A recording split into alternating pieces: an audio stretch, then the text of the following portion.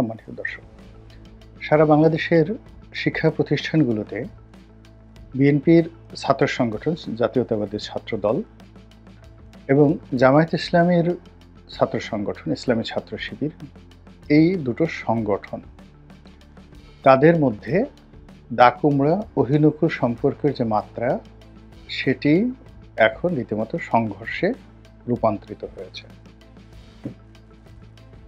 বাংলাদেশের যে চলমান রাজনীতি, এটি ক্রমশ যে জটিল থেকে জটিলতর অবস্থায় যাচ্ছে, তাতে এই দুটি যে ছাত্র সংগঠন তাদের মধ্যে আগামী দিনের যে সংঘর্ষ, এটি রক্তক্ষয়ী আকার ধারণ করবে এবং এই সংগঠন দুটির সংঘর্ষের পরিণামে আমাদের জাতীয় রাজনীতি এবং জাতীয় অর্থনীতি দুটোই তছনছ হয়ে যাবে। আমি আমার ক্ষুদ্র যে অভিজ্ঞতা, সেই অভিজ্ঞতা এবং বিভিন্ন মানুষের সঙ্গে সম্পর্কের কারণে দুটো সংগঠনকেই খুব ঘনিষ্ঠভাবে কাছের থেকে দেখার সুযোগ হয়েছে। আর যেহেতু ছাত্রলীগ করতাম ঢাকা বিশ্ববিদ্যালয়ে, ঢাকা কলেজে, এমনকি স্কুল জীবনে, কাজেই ওই সংগঠনটি সম্পর্কে আমার ধারণা আরও স্পষ্ট। বাংলাদেশের ছাত্রলীগ এবং ছাত্রদল এ দুটোই খুবই জনপ্রিয় একটি সংগঠন, কিন্তু তাদের ব্যাপারে জনমত প্রবল নেই। অর্থাৎ ছাত্র সংগঠনগুলোর মধ্যে কিংবা আমাদের সমাজে এই দুটো সংগঠনের মূল দল বিএনপি অথবা আওয়ামী লীগ, তারা যখন রাষ্ট্র ক্ষমতায় থাকে তখন এদের নিদারুণ এক ধরনের ক্ষমতা থাকে, দম্ভ থাকে।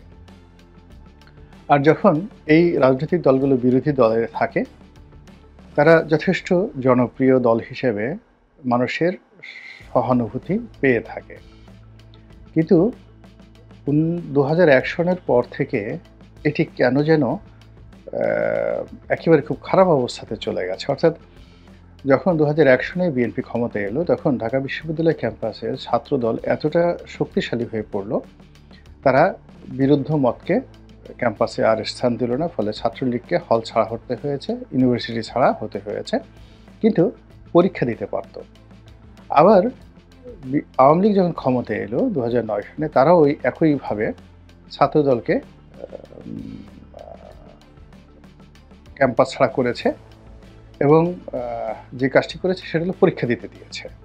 কিন্তু এখন যে অবস্থা তৈরি হয়ে গেছে ছাত্রলীগের বিরুদ্ধে, সকল রাজনৈতিক দলগুলো, বিশেষ করে বৈষম্য বিরোধী যারা নেতৃবৃন্দ রয়েছেন, যাদের পেছনে জামাত এবং শিবিরের সমর্থন রয়েছে, তারা এখন ছাত্রলীগকে ক্যাম্পাসে ঢুকতে দিতে চাচ্ছে না এবং কোনো পরীক্ষায় অংশগ্রহণ করতে দিচ্ছে না। এটাই বাস্তবতা। কথাগুলো বললাম এই কারণে যে কোনো মন্দ কাজ সেটা সুদে এবং আসলে আগামী দিনে জনগণের উপর সেটা যাকে বলা হয় চাপানো হয় বা জনগণের উপর সেটি বোঝা হিসেবে আবর্তিত হয়। এটি বাস্তবতা। আমাদের দেশের স্বাধীনতার পর থেকেই ক্যাম্পাসগুলোতে ছাত্র শিবির কখনই জনপ্রিয় ছিল না, তবে তাদের জনমত ছিল তাদের পক্ষে। জনমত মানে তারা যে দলটি করে সেই দলটি তারা ওন করে এবং এই দলের সঙ্গে যারা সম্পৃক্ত তারা দলের জন্য জীবন দিতে পারে। তো এখন এই যে জনমত মানে আমজনতার জনমত নয়, তারা যাদের সঙ্গে সম্পৃক্ত তাদের সঙ্গে তাদের একটা অ্যাডাপশন কাজ করছে। অর্থাৎ অনেকটা আমদুদের মতো, অনেকটা যাকে বলা হয় হরিহর আত্মার মতো মূল সংগঠন, তারপরে কর্মী এবং সমর্থক, ভক্ত যারা জামাতের, শিবিরের কিংবা ইসলামপন্থী যে সকল লোকজন রয়েছেন, তাদের সকলের সঙ্গে তাদের এরকম একটা সম্পর্ক যে একজন বিপদে পড়লে আর একজন ঝাঁপিয়ে পড়ে। আর জনপ্রিয়তা হলো এরকম যে দূর থেকে আমি ভালোবাসি কিন্তু তাকে আমি ওন করি না। আপনারা অনেকে নায়ক রাজ্জাককে পছন্দ করেন, অনেকে শাবানাকে পছন্দ করেন, অনেকে অমিতাভ বচ্চনকে পছন্দ করেন, অনেকে রেখাকে পছন্দ করেন, কিন্তু ওই পছন্দ পর্যন্ত, কিন্তু ওন করেন না। কিন্তু আপনার নিজের স্ত্রীকে বা সন্তানকে আপনি কিন্তু ওন করেন। সেই ওন করার যে প্রক্রিয়াটি, এটি হলো জনমত। আর দূর থেকে চাঁদ ভালোবাসেন, আকাশ ভালোবাসেন, সেটা হলো জনপ্রিয়তা। কাজেই জনপ্রিয়তা কোনো অবস্থাতেই জনমত তৈরি করে না। এখানে মূল ডিফারেন্সটা হলো যে শিবিরের সঙ্গে ছাত্র দলের এবং ছাত্রলীগের মূল সমস্যা যে শিবির তার সংগঠনের বাইরে জনপ্রিয় নয়, কিন্তু ছাত্রদল ছাত্রলীগ সব জায়গাতেই ওয়াইড রেঞ্জে জনপ্রিয়। কিন্তু তার নিজ দলের মধ্যে অর্থাৎ ছাত্রদলের মূল সংগঠন থেকে শুরু করে সিস্টার সংগঠন বা ছাত্রলীগের মূল সংগঠন সিস্টার সংগঠন, এদের মধ্যে শিবিরের মতো এরকম তাদের জনমত নেই। আওয়ামী লীগ ছাত্রলীগের জন্য জীবন দিয়ে দিবে বা ছাত্র দলের জন্য জাতীয়তাবাদী দল বিএনপি জীবন দিয়ে দিবে, জামাতের মতো করে ওন করবে, বা ছাত্র দলের একটা ছেলে গ্রেপ্তার হলে শিবিরের ছেলেটি যেভাবে জেলখানাতে সুযোগ সুবিধা পায়, ওটা ছাত্র দলের লোক কল্পনা করতে পারে না। তো ফলে কি হলো, জনমতের দিক থেকে একেবারে প্রথম দিন থেকেই শিবির যে সুযোগ সুবিধা পেয়ে আসছে, ফলে তারা এই সংগঠনের জন্য ঝুঁকি নিতে পারে, এই সংগঠনের জন্য জীবন দিতে পারে, এই সংগঠনের জন্য মার খেতে পারে। এই কারণ হলো প্রায় তাদের সকল কর্মকাণ্ডই সামাজিকভাবে, পারিবারিকভাবে, রাজনৈতিকভাবে ইনশিওর করা থাকে। ক্ষতিগ্রস্ত হলে সেখানে তাদের দলের সবাই এগিয়ে আসে। ফলে শিবির তাদের এই যোগ্যতা নিয়ে ক্ষেত্র বিশেষে চট্টগ্রাম বিশ্ববিদ্যালয়ে বিভিন্ন সময় তারা হানাহানিতে গিয়েছে। রাজশাহী বিশ্ববিদ্যালয়ে তারা একক আধিপত্য বিস্তার করেছে। কিন্তু ঢাকা বিশ্ববিদ্যালয় কিংবা অন্যান্য বিশ্ববিদ্যালয়গুলোতে তারা কখনোই ছাত্রদল কিংবা ছাত্রলীগের সঙ্গে কনফ্রন্টেশনে কখনো আসেনি। তারা সবসময় মার খেয়েছে। মার খেতে গিয়ে কখনো ছাত্রদলের হাতে মার খেয়েছে, তারপরে ছাত্রলীগের হাতে মার খেয়েছে, অথবা দুই দল একত্র হয়ে শিবির পিটিয়েছে। এবং শিবির পিটানো ঢাকা বিশ্ববিদ্যালয়ে একটা যাকে বলা হয় স্টাইলে পরিণত হয়েছিল। তো এই জায়গাটি থেকে শিবির বের হওয়ার জন্য, শক্তিমত্তা অর্জন করার জন্য তাদের একটা লং টার্ম প্ল্যান ছিল। এবং সেই প্ল্যানটা আমি 2013 সনে বা 12 সনে আমি শুনেছিলাম এবং এটি যেন তেন লোকের মুখে নয়, মীর কাসিম সাহেবের মুখের থেকে। এবং মীর কাসিম সাহেব যখন জীবিত তখন আবার এই কথা আমি নয়াদিগন্ত পত্রিকাতে লিখেছিলাম। কাজেই মৃত ব্যক্তিকে সাক্ষী রেখে অনেক সময় অনেক লোক অনেক কনফিউজ টাইপের কথাবার্তা বলেন। আমি সাধারণত এই জিনিসগুলোতে যাই না। তো আমি যে কথাগুলো বলছি এটাই নয়াদিগন্ততে ছাপা হয়েছে এবং মীর কাসিম সাহেব তখনও জীবিত ছিলেন। তো তিনি আমাকে একদিন বললেন যে আমাদের সকল বিশ্ববিদ্যালয়গুলোতে ব্যাপক প্রস্তুতি রয়েছে। পুলিশ যদি নিরপেক্ষ থাকে তাহলে অন্য জায়গার কথা বাদ, কেবলমাত্র ঢাকা বিশ্ববিদ্যালয়ে আমাদের যে শক্তি রয়েছে সেই শক্তি দিয়ে আমরা ছাত্রলীগ এবং ছাত্র শিবির এই দুটো সংগঠন, ছাত্রলীগ এবং ছাত্রদল এই দুটো সংগঠনকে আমরা 1 ঘন্টার মধ্যে ক্যাম্পাস ছাড়া করতে পারি। তো উনি এই কথা বলেছেন 2013 সনে বা 12 সনে। আর এখন 2025 সনে আপনারা বুঝতে পারছেন যে সেই সময়ের চাইতে অন্তত 100 গুণ বেশি অর্থবিত্ত শক্তিমত্তার অধিকারী ইসলামী ছাত্র শিবির, এবং একই সঙ্গে তারা সুসংগঠিত এবং এই মুহূর্তে রাষ্ট্রশক্তির একটা বিরাট অংশ তাদের পক্ষে। তো কাজেই যে মারামারিগুলো হচ্ছে বিভিন্ন জায়গাতে, এগুলোতে ঐতিহ্যবাহী যে দুটো দল ছাত্রলীগ এবং ছাত্রদল, তারা পৃথক পৃথকভাবে শিবিরের হাতে মার খাওয়ার সম্ভাবনা খুব বেশি। এমনকি যদি ছাত্রলীগ এবং ছাত্রদল তারা একত্র হয় সেক্ষেত্রে 2-4টি ব্যাটেল বা 2-4টি যুদ্ধতে তারা জয়লাভ করলেও করতে পারে, কিন্তু দীর্ঘমেয়াদে তারা টিকে থাকতে পারবে না। এর কারণ হলো ছাত্রলীগকে ব্যাক দেওয়ার মতো কোনো শক্তি এই মুহূর্তে বাংলাদেশে নেই এবং আগামী 2-4-5 বছরও হবে না।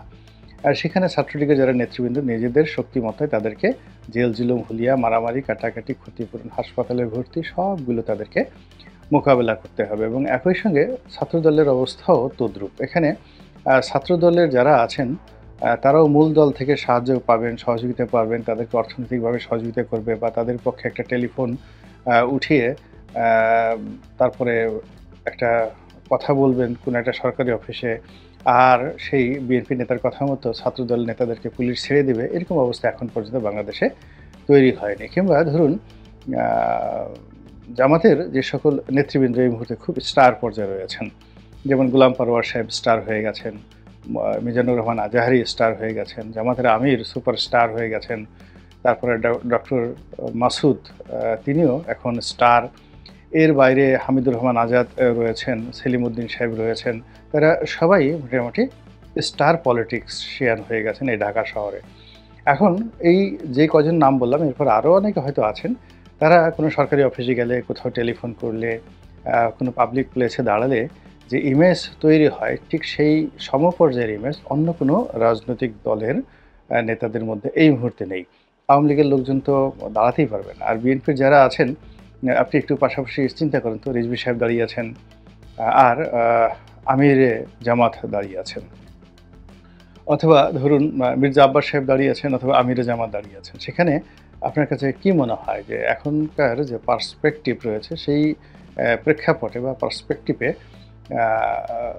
কার দিকে আপনার দৃষ্টি নিবদ্ধ হবে, বা মাইক নিয়ে কার কথা শোনার জন্য লোকজন এগিয়ে যাবে, এবং সাধারণ যারা জনতা কার দিকে দৃষ্টি ফেরাবে? সময় এখন যেহেতু জামাত এবং শিবিরের দিকে চলে গেছে, ফলেই তাদের সঙ্গে যদি আপনাকে সংঘাত করতে হয় তাহলে আপনাকে ম্যাটিকুলাসলি, যেটা ডক্টর মোহাম্মদ ইউনূসের সেই বিখ্যাত কথা, ম্যাটিকুলাসলি আপনাকে প্ল্যান করতে হবে, তারপর শেষে পরিকল্পনা করতে হবে, তারপর প্রস্তুতি নিতে হবে, বিনিয়োগ করতে হবে, এবং ট্রেনিং লাগবে, যথেষ্ট লেফট রাইট করার মতো ট্রেনিং লাগবে। এখন জামাত শিবির এই গত 15 বছর ধরে দৌড়ানো, দৌড় থেকে বের হয়ে মিছিল করা, আপনি দেখুন জামাত শিবিরকে নিয়ে অনেক হাসাহাসি করত।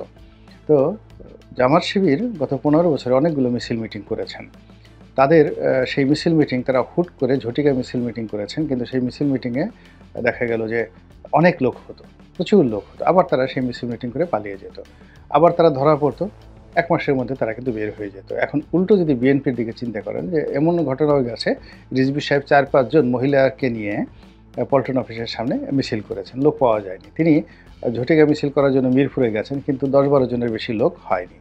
তো সেই তুলনায় বিরূপ সময়ে বিএনপির যে ফাইটিং টেন্ডেন্সি এবং জামাত শিবিরের যে ফাইট করার যে দক্ষতা, এ দুটো আপনি তুলনা করেন। আবার এই যে সুসময় এসেছে, এই সুসময়টি জামাত শিবির যেভাবে ব্যবহার করতে পেরেছে সরকারি অফিসে, বেসরকারি অফিসে, আইন আদালতে, সব জায়গাতে, সেটা বিএনপি এখন পর্যন্ত তার ধারের কাছেও যেতে পারেনি। তো সেই অবস্থাতে যদি শিবিরের সঙ্গে আপনাকে মারামারি করতে হয় তাহলে আগে শিবিরকে বুঝতে হবে। এখন শিবিরের কি বুঝবেন আপনি? শিবিরের 10% আপনি দেখতে পাবেন, 90%ও তাদের যাকে বলা হয় মুখ দেখা যায় না। বিভিন্ন অফিসে চাকরি করছে, ইউনিভার্সিটি সেকেন্ড ইয়ারে, থার্ড ইয়ারে পড়ে, কিন্তু তারা চাকরি করছে, অর্থনৈতিকভাবে স্বাবলম্বী। আর ছাত্রদলের যে ছেলেটা, সে তো সেই কাজগুলো করছে না, সে বাপের টাকা দিয়ে চলছে। তারপরে শেষে যারা দুষ্ট লোক তারা চাঁদাবাজি করছে, ফলে এখানে তো সাম্যতা আসছে না। 2 নম্বর হলো যে তারা বিভিন্ন সংগঠনের মধ্যে, 10 থেকে 12টি সংগঠনের মধ্যে তারা ঢুকে আছে, এবং আপনি তাদেরকে দেখে বুঝতে পারবেন না যে এরা শিবিরের লোক। আপনি ঢাকা বিশ্ববিদ্যালয়ের এই যে কোটা বিরোধী আন্দোলন 2018 থেকে এখন পর্যন্ত, সেই কোটা বিরোধী আন্দোলনে জামাত শিবিরের ইনভেস্টমেন্ট কত, সেই তুলনায় বিএনপির ইনভেস্টমেন্ট কত? এবং যত এই যে কোটা বিরোধী নেতৃবৃন্দ রয়েছেন, তারা মানে পূবের চাঁদ পশ্চিমে উঠে গেলেও জামাতের নেতাদের সামনে মুখ তুলে কথা বলতে পারবেন না। এর কারণ হলো অনেক নেতা রয়েছেন যাদের ঘর চালানো, সংসার চালানো, তারপরে শেষে হাসপাতালের বিল দেওয়া, এরপরে তাদের রাজনৈতিক কর্মকাণ্ড থেকে শুরু করে আরও অনেক ক্ষেত্রে জামাত এবং শিবিরের যে বিনিয়োগ রয়েছে, সেই বিনিয়োগ বাংলাদেশের অন্য কোনো রাজনৈতিক দলের নেই। তারা শুধু মুখে মুখে কথা বলেছে। এখন বিএনপির লোক বলুক তো যে আমরা অমুক অমুক লোককে এত কোটি টাকা দিয়েছি, এত লাখ টাকা দিয়েছি আন্দোলন করার জন্য, বলতে পারবে না। কিন্তু জামাত যদি চায় একেবারে অনেকের কাপড় চোপড় খুলে দিতে পারে। ফলে কি হচ্ছে, বিএনপি অনেককে টানার চেষ্টা করছে এই সময়টিতে, আবার লোভে পড়ে অনেকে যাওয়ার চেষ্টা করছে। কিন্তু জামাত যখন তলে তলে কাউকে একটু হুমকি দিচ্ছে, ধামকি দিচ্ছে, সঙ্গে সঙ্গে সে কিন্তু পিছু টান দিয়ে সেই বিএনপিকে ত্যাগ করে আবার সেই তার যে অবস্থান, জামাতেদেরকে নিচ্ছে না, এদেরকে ব্যবহার করছে থার্ড পার্টি হিসেবে, অক্সিলারি ফোর্স হিসেবে, রিজার্ভ ফোর্স হিসেবে। তো তারা সেই সরাসরি জামাত শিবিরের সাথে জড়িত না, কিন্তু জামাতের হয়ে তারা তৃতীয় পক্ষ হয়ে, চতুর্থ পক্ষ হয়ে কিন্তু রাজপথে আন্দোলন, লড়াই সংগ্রাম থেকে শুরু করে অনেক কিছু করে যাচ্ছে। এখন এই যে জামাত শিবিরের কাছ থেকে অর্থ নিয়ে, টাকা নিয়ে যারা এই সমস্ত কর্মকাণ্ড করেছে, তারা নিজেরা যখন অনেকে স্টার হয়ে গেছেন, এটা অনেকে ডিজিএফআইয়ের কাছে বিক্রি করার চেষ্টা করেছেন, এটা অনেকে বিএনপির কাছে বিক্রি করার চেষ্টা করেছেন, কিন্তু জামাতের কানে যখনই এসেছে জামাত অমনি সুতো ধরে টান দিয়েছে, আর সঙ্গে সঙ্গে কিন্তু সমস্ত প্রেক্ষাপট উল্টে গিয়েছে এবং এখনও যাচ্ছে এবং আগামীতে আরও বেশি যাবে। তো কাজেই যে কোনো বিরোধ নিষ্পত্তি করাটাই বেটার। আর যে কোনো বিরোধ করার জন্য ব্যাপক প্রস্তুতি থাকা দরকার। আশা করি আগামীতে যারা এই কাজগুলো করবেন রাজনীতিতে, ছাত্র রাজনীতিতে, তারা হিসাবপত্র করে সবকিছু করবেন। এটাই আমার স্বনির্বন্ধ অনুরোধ। আল্লাহ আমাদের সবাইকে হেদায়েত দান করুন।